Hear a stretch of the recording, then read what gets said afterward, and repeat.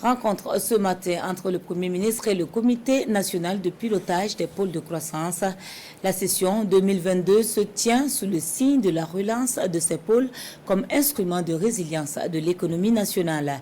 L'état d'exécution des chantiers devrait être dressé et des solutions envisagées pour des pôles plus performants. Démarrage des travaux avec Roger Kam et Abdelaziz Yagib.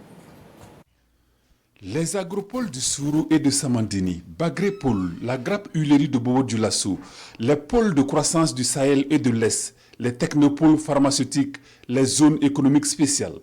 Autant d'atouts pour une économie burkinabé solide et résiliente. Malheureusement, du fait de la situation sécuritaire délétère, les performances réalisées dans la mise en œuvre de ces nouveaux modèles de développement sont en deçà par rapport à l'année antérieure. Quelles solutions envisager pour des pôles de croissance mieux sécurisés à même de contribuer efficacement à résoudre les questions humanitaires, socio-économiques et autres défis majeurs de l'heure? C'est l'équation que ces membres du Comité national de pilotage, ici réunis autour du Premier ministre, se proposent de résoudre.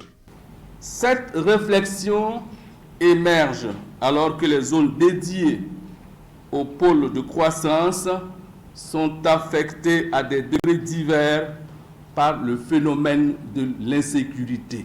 Le gouvernement s'attelle, avec l'appui de tous ses partenaires, à trouver des solutions idoines pour résorber les effets de la crise et créer les bases d'une consolidation de l'économie nationale déjà confrontée aux conséquences de la crise sanitaire, la Covid-19, et à un environnement économique international fragilisé, principalement par le conflit russo-ukrainien.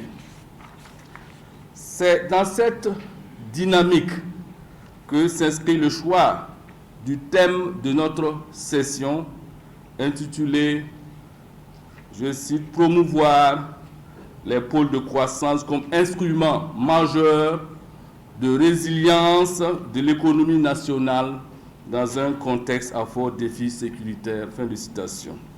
Après avoir examiné l'état de mise en œuvre des résolutions et recommandations de la session de 2021, le Comité national de pilotage va orienter la réflexion vers les voies et moyens pour consolider les pôles de croissance déjà opérationnels et accélérer les chantiers pour faire de ceux en cours de réalisation une réalité.